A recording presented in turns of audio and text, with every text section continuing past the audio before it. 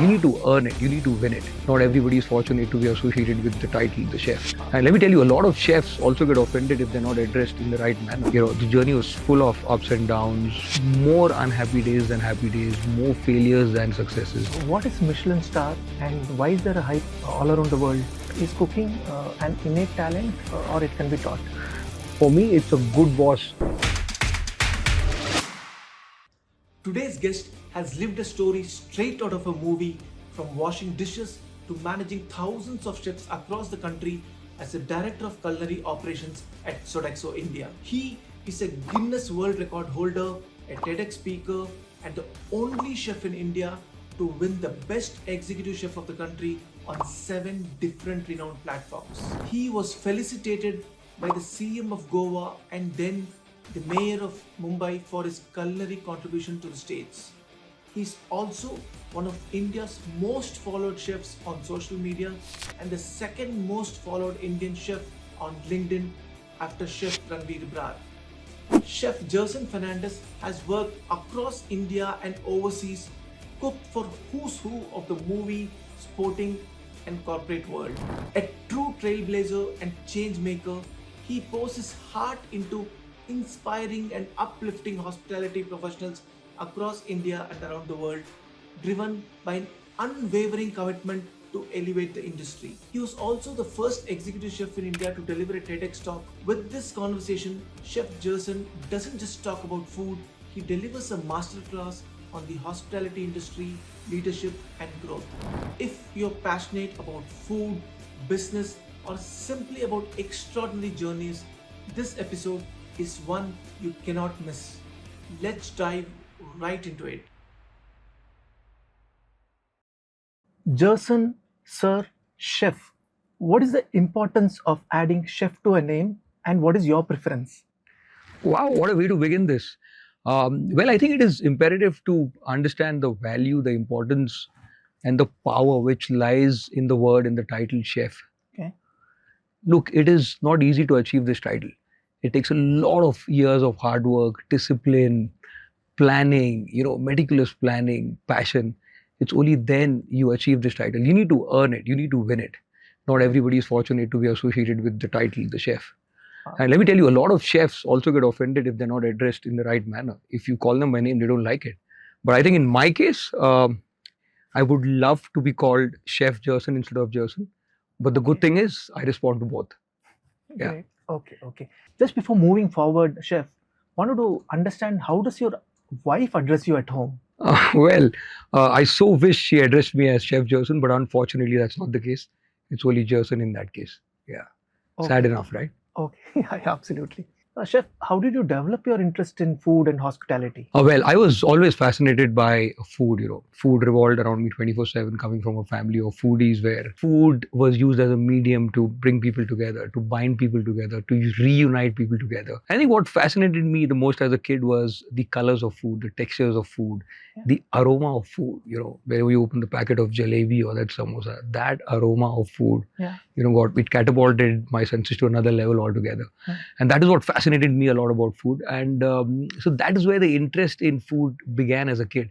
When I was growing, I was always glued to the television where there were TV shows going on, where there were cookery shows going on, where other kids of my age were interested in cartoons, in movies and stuff. I was always glued to the cookery shows. And that's where the interest slowly started building up. And I later realized, my calling is the food. And that's where I realized I need to take this to another level. And that's where I decided to be a chef. Oh, great. Okay. So, chef, from a dishwasher to being the best executive chef in India, that's a long way. Can you just walk us through the journey from where you were to where you are today?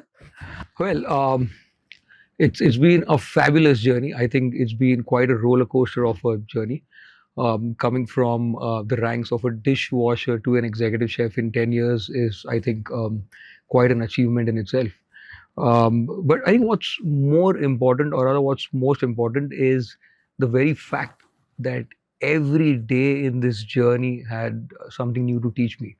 The journey was full of ups and downs, more unhappy days than happy days, more failures than successes.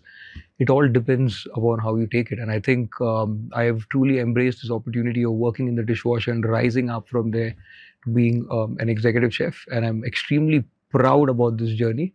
And I'm very proud. I very proudly tell people that I started as a dishwasher. There's no hiding over there. Great, great. And Chef, what did being a dishwasher teach you? First thing, the most important thing it taught me was adaptability. Okay. You need to learn to adapt to situations around you. It taught me a lot about passion. And when I say passion, I mean when you're passionate about something, you will get it no matter what. You need to work hard. You need to be patient enough. There's an old saying in English which goes, hang around the barber shop long enough. Sooner or later, you're going to get a haircut. And I did get a haircut, the best haircut of my life. I did catch a break. And that was in the form of being a top chef. Okay. On a lighter note, I don't think I can get one. But yeah. So, since you were talking about the dishwasher to going to becoming the best executive chef of India, what are the various departments in a hotel? There are four main departments. The first is culinary, which is kitchen or food production. Okay. The second is F&B service or food and beverage service. Yeah. Third is housekeeping. Fourth is front office. And then you have sub-departments or ancillary departments like the engineering department. You have accounts department. The then usual you have projects, HR, yeah, admin. the HR, the admin. And then you have the IT department. Then you have the security, so on and so forth. Yeah. Okay. You chose culinary. How is this structured within this line? How is the whole culinary piece structured in a hotel? See, food has always been an integral part of any organization, be it a hotel or a restaurant. And I think main focus even today in any hotel or any restaurant always lies in the food department, in the food and beverage department. So it is a huge department, and it is a department which is the heart of the hotel or the heart of a restaurant.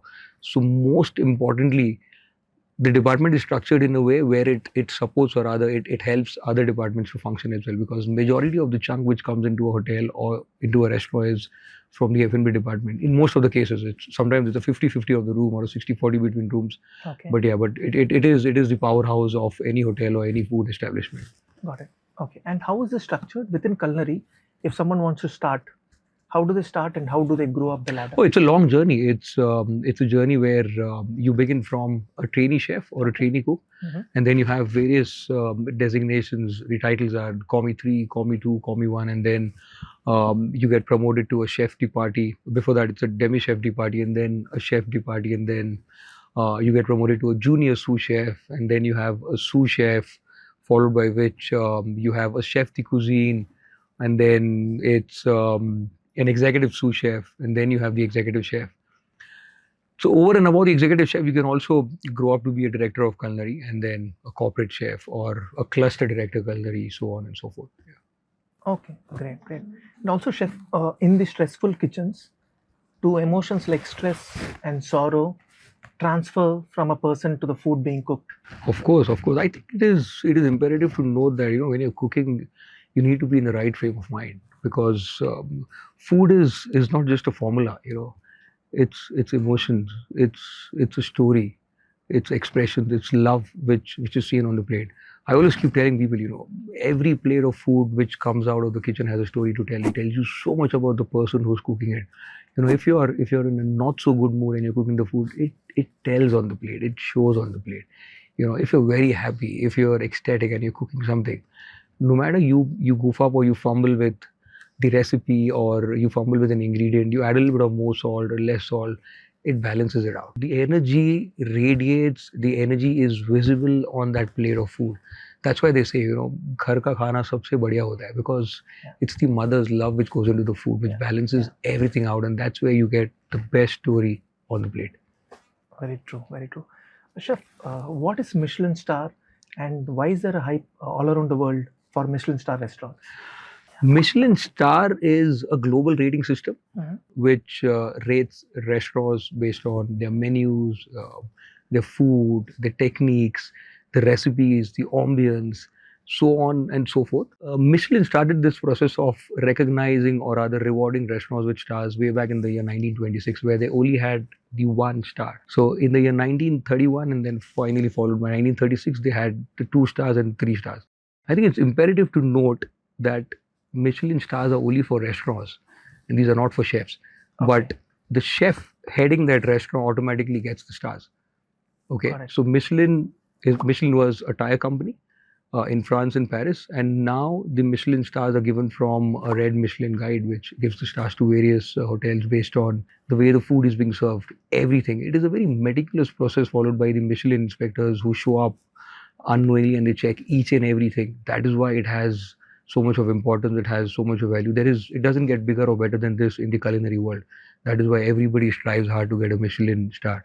You do not have the Michelin rating in India, though, but then you have a lot of Michelin star chefs from abroad working in India. Again, Okay. a restaurant can be a Michelin starred restaurant. A chef can never be a Michelin starred chef. But if he works for a Michelin star restaurant, he automatically becomes a Michelin starred chef. Got it. Yeah. Interesting. So, chef, being part of hospitality, long days, hardly any weekends or holidays. How does a typical day look like for a chef? It's fun. It's fun. I would say it's fun because you start in the morning somewhere around 7:30 in the morning, and it goes right up to 9:30 if the day is very, very busy. But then what keeps you going is the passion, is the perseverance, is the amount of energy you put into your team, the hustle bustle which goes into dishing out food, Okay. associating yourself with the people who walk into your restaurants, cooking for them, getting a chance to speak to them. I think this is all a part and parcel of a chef's life, and it only comes with experience. Okay. You only keep getting better and stronger, and you keep growing every day, and that's what makes a chef life a great life to live. But you need to enjoy what you're doing. Only then you'll have fun working as a chef. Mhm. Chef, how important do you think is the chef's responsibility to maintain the morale in the kitchen? See, look, the chef is the pilot of the flight, or is the captain of the ship. He needs to set the right tone. He needs to set the right culture. He needs to set the right discipline, and everybody follows him like the Pied Piper of Hamelin. It's as simple as that. And it's very imperative. You keep your team motivated. You keep your team happy, because a well-motivated team is like a well-oiled engine, which works together like in one single cohesive force. And if you keep them motivated, if you keep them well-disciplined, you're only going to get better results. And it all shows up on the food. The love, the passion, the energy which you put in, which you inculcate in your team members, it all shows on the plate of food. Great. And what are the ways, chef, do you do that? How do you manage the morale of the kitchen to keep them motivated? What do you Keep do? appreciating them for every small thing they do. I believe in small wins every day.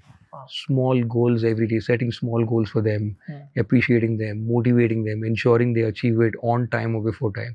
In case somebody doesn't do a good job or you're not happy with it, do not put him down in front of others. There's a way of doing it, and I think that comes with experience.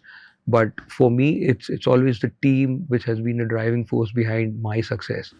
I'm a people's person. I mean, I would always want to go the way my team wishes to go, lead the way, go the way, and just help them in achieving their goals and being there for them all the time. Great. Yeah. And also, chef, how do you enable the efficiency between the kitchen and the service staff? Look, I always keep saying this: stronger together. You may be the best chef in the world. You may serve the best food in the world. But if that food doesn't reach the table on time in the manner it has to reach the table, I mean, what a shame. Yeah. So it's always a teamwork. You Yeah. cook the best food and let the service team do the rest. So you always work in tandem. You always, work together as one team to ensure the guest has a best experience. I always believe it's a great chef is not one who cooks good food, but who serves an experience. So you should be well connected with the service team who works very hard outside the kitchen, and you should have that flow in which the food reaches the table on time, with the accompaniments, with everything which goes well with the food. And chef, who were your inspirations in this field? A lot of them. To start with, I would say Chef Marco Pierre White, I would say Chef Gordon Ramsay, Chef Ranveer Brar, Chef Manjeet Gill, to name a few. I'm also a very big fan and a very big follower of Chef Vineet Bhatia. Wow. I really like the way he plates food and the energy he brings into the food. It's next level. Okay, great. Chef, I know that you're part of a Guinness World Record. Could you tell me more about that? Oh, well, this happened in the year 2018. This was about baking breads, Okay. the largest varieties of breads baked at one single go, approximately more than 500 varieties of breads of the world. Okay. I think it was an invigorating experience for me as a chef, because it was a fun experience, coming together, putting this exercise together, knowing so much about breads from different parts of the world, learning about them, different stories of different breads. And I think it was one of the best experiences of my life. Should I get an opportunity to repeat this task again, I would do that any given single day. Okay, okay. And Chef, now moving on, transitioning from here to your role at Sodexo. You're the Director of Culinary at Sodexo. And what is your role there? What are you involved with? Sodexo happened a year ago, almost a year ago, I think 9.5 months back. That's where I decided to hang my shoes in the hotel industry and then move to a corporate world of Sodexo. Sodexo again is a French company which caters to the who's who of the corporate world. Life is very different here compared to hotels, because over here the audience is captive. Okay. Whereas in the hotels you have different guests walking in, walking out of the hotels, but over here it's a captive audience which you need to cater to on a daily basis. Okay. So it's very challenging, but then it's fun. So Sodexo focuses a lot on sustainability. They focus a lot on women empowerment. They focus a lot on zero wastage best practices, carbon zero, net carbon zero, and stuff like that. So I think it's a fun place to be. Great. I am having a great time with Sodexo. There's a lot of learning. There's a lot of unlearning to do to learn new things. I think the transition has been great so far, and it's a great company to be associated with. Chef, you touched upon the customer experience part in one of the earlier questions. How important is customer experience and experience management for a chef? And what are the various things that you do to ensure that the customer has a great experience? Gone are the days where chefs used to not come out of the kitchens. Now chefs are not just the back of the house heroes; they're also the front of the house heroes. Yeah. They come out to the restaurant. They talk to the guest. They have a conversation. They have an interaction with the guest. I think that's imperative, because you also need to be a good marketing person to sell your food. And that's what chefs are doing very, very well today. And if food is the heart, I think experience is the soul, and chefs need to master both of it. And a great chef doesn't just cook good food, he also markets his food very well. So customer feedback, customer experience is very, very crucial in the hospitality industry. And as I always keep saying, feedback is the breakfast of champions. You only keep growing, you only keep getting better if you gain the right feedback. If you take it constructively, if you start working on it, it's only going to benefit you, the team, and the organization you work for. So yes, chef coming out of the kitchen and talking to the guest on the table has a big impact, and that's a very important part of customer experience. Okay. Only then a customer will want to visit you, frequent you time and again, when you go and give him the importance. Yeah. Okay. And what are other ways in which restaurants or hotels manage customer experience? A lot of ways. I mean, they go out of the way. They anticipate guest needs, celebrate birthday parties, anniversaries, have all kinds of celebrations for them. Chefs come out of the kitchen. That adds more value to the dining experience altogether. And chef, what are the career prospects financially for chefs outside of what they're doing at restaurant? What are the other options? Oh, you have many options. You can be a food blogger. You can be an entrepreneur. You can be a food consultant. And then you can have a cloud kitchen of your own. You can start a catering company from your home or from your establishment, wherever you're living or wherever you're working from. Gone are the days where being a chef was only restricted to working in restaurants or working in hotels. No, I mean, chefs are traveling all across the world, being consultants, being freelancers, being food photographers, content creators. Yeah, I mean, they've been multitasking as well. Great. Chef, what are the important leadership lessons that you have learned over years? Grown from dishwasher to an executive chef. Well, most importantly, leading by example. Okay. Second, I would say speaking less and listening more. Talking only when you feel it is more powerful than being silent. Third, if you ask me, I would say it is empowering and very little micromanagement, or rather no micromanagement whatsoever. Fourth is being very calm in pressure situations and taking the right decisions. And fifth is never ever stop learning. Every day has a new learning experience for you. Okay. Can you give an example for, say, leadership by example? Can you lead by example? If you are in a situation where your team is unable to deliver, there's a very demanding guest who's walked into a restaurant or who's walked into the hotel and he has various needs, various dietary restrictions. The team is not able to cope up with his dietary requirements. They're not able to cook. So you don your chef coat, you don your chef apron, go on the range, cook for them, show them how it is done, go to the guest, talk to the guest, get his feedback. Yeah. That's about it. The team looks at you, they copy you, they want to follow you, and they want to follow in your footsteps. And that's what leading by example is. Got it. Showing the way, going the way. Got it. Okay. Is cooking an innate talent or it can be taught?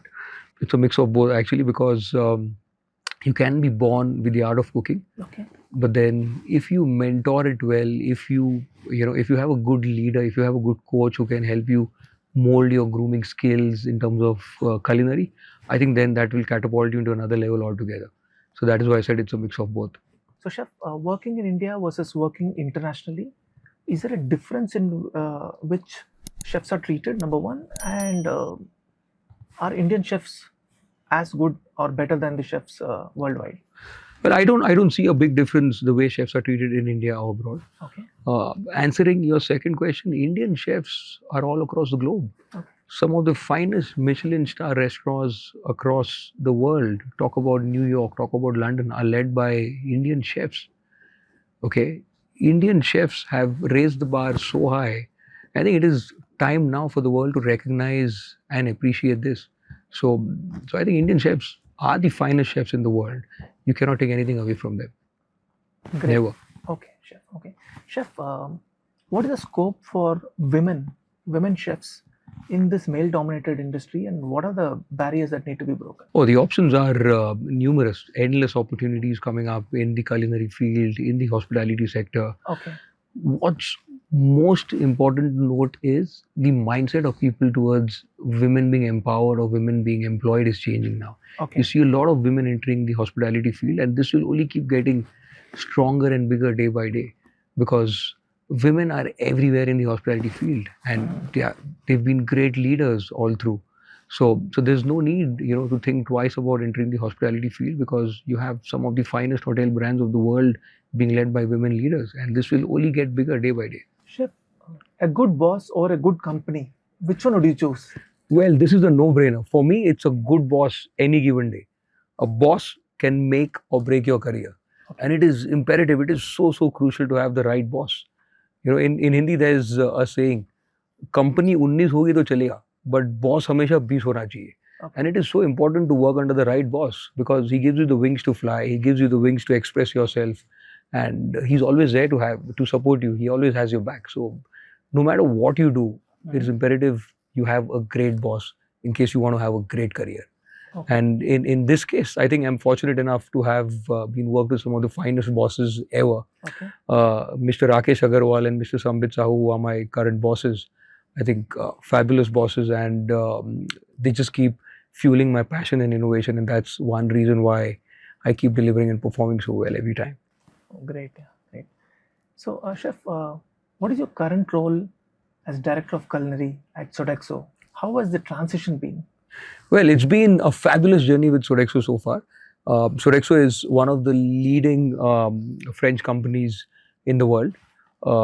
We lead in food solutions and facility management. Initially, it was a little difficult for me adjusting from hotels to a company like this, but then the culture, the ethos, the discipline, the environment, the best practices we follow at Sodexo are second to none. And I think I'm extremely fortunate to be associated with a brand like Sodexo, which values people more than anyone else. And a few things which are very different from hotels are the best practices which you follow here when it comes to health, safety, and environment. The net zero best practices which you follow, sustainability, zero wastage cooking, so on and so forth. But yes, it's a different ball game compared to hotels. A very different atmosphere, a different stratosphere altogether, I would say. But yeah, a fun-filled journey so far, and I think I'm extremely fortunate to be a part of this journey with Sodexo. Okay. And how different is the experience at Sodexo vis-a-vis restaurants? You cater to a different kind of audience over here? Oh yes, the audience over here is 100% captive. You need to cater to the same audience on a daily basis. Hence, the menu engineering needs to be different. The menu matrix needs to be different compared to hotels, where you have a different set of people coming in, checking out on a daily basis. But here, it's very different. It's a volume game compared to hotels, where it's cooking single portions. Finish the class in the food in hotels. Whereas here it is the quantity, it's the volume of food which makes a big difference. Yeah. Dealing with the cafeterias and corporate canteens. Oh And yes, so on oh and so yes, forth, all of oh it yes, oh yes, oh is part yes. of Sodexo. Absolutely. Okay. Sodexo caters to some of the finest corporate companies around the world. Like? Yeah, like Google, the Facebooks, the Visas, the Deloittes, the Capgeminis. Yeah. Okay. Chef, AI versus chefs. What's your view on AI in kitchen and cooking? Well, AI can only assist chefs. It can never ever replace chefs. Okay. See, food for me is not a formula. It's an emotion. It's a storytelling. It's expression. It's love. It's passion on the plate. AI cannot do that. Okay. You cannot have emotions and love coming out of a machine. It lacks human touch, and that's where the entire difference is. You know, AI can never ever replace human hands, and chefs who are very afraid or rather, intimidated by the very fact that machines will replace chefs. I think that's never going to happen. No matter how good an invention is, a machine can never ever replace human hands. Yeah, I mean, AI does help chefs a lot in terms of efficiency, in terms of scalability, in terms of saving time, in terms of cutting costs, in terms of menu engineering. But then it can never replace human hands and human minds. Great to know that. Incidentally, I am meeting up a startup founder of an AI startup very soon. I think I'll take his perspective as well over there in terms of the emerging technologies in AI. And also, chef, what are the 3 important attributes that you look for in a chef? That's a great question. First is passion. Second is the power to adapt, which is adaptability. And third is discipline. As simple as that. Okay. Patience, passion, perseverance with adaptability and discipline. I think it doesn't get better than this. Great. And chef, going back to your personal life, who does the cooking at home? Oh, wow, that's a great question. It has to be my wife who does the cooking at home. Okay. I think this is in every chef's house. It's the same story everywhere. Okay. You may be the finest chef in the world. You may be the greatest cook on planet Earth. But when you go home, when you reach the threshold of your house, you need to forget all your chefgiri. You need to keep it behind you and enter as a humble dishwasher.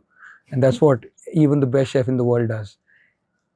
The cooking is always done. In most cases, it's done by the spouse. But in my case, it is my spouse who does the cooking. And let me tell you, she cooks great food. Okay. No competition to what I do. Okay. And you do you dare say chini kam ya namak zyada, something like that? That option doesn't exist. It's either her way or it's the highway. Eat it or leave it. Okay, great. And chef, having such experience in this industry, what is your go-to comfort food? It is anything and everything which is easy to cook, less time consuming, and which is easy to digest. As simple as that. It can be a 2-minute wala Maggi noodles. It can be a burji pav. It can be a bread omelette, or for all that I know, it can even be a simple avocado toasty. Okay. Yeah. Okay. And chef, finally, what advice would you give to someone who wants to become a chef today? Well, you need to put in a lot of hard work. Everyone today wants to be a celebrity chef. Every second person, every young budding chef I meet wants to come on TV. I think it's very important to note that every celebrity chef has gone through the grind. He's been there, he's done that. So those initial years of hard work is very important. That's where you build your base. That's where you build your foundation. So basics are very, very important. Okay. After that, you need to start building on yourself. You need to groom yourself. You need to mold yourself. You need to have a very good mentor who can guide you and coach you. Okay. Apart from that, you need to have the fire burning in your belly. You need to be passionate enough. You need to forget about all the celebrations in your life. You need to sacrifice a lot. Okay. And that's integral to a chef's life. You need to make a lot of sacrifices when it comes to events, when it comes to celebrations. I think if you're ready to do that, if you're ready to respect the journey from a cook to a chef, nothing better than that. That will catapult you to another level altogether. Great. Okay. Thank you so much, chef. Thank you. Nice talking to you. Thank you. Likewise, sir. Thank you. Yes. Thank you so much for watching the entire episode. Looking forward for your feedback. Please feel free to share the feedback in the comment section below and let us know what kind of topics you would want to see and which kind of guests you would want us to invite. Your suggestions will help us bring more valuable content to you. Thank you.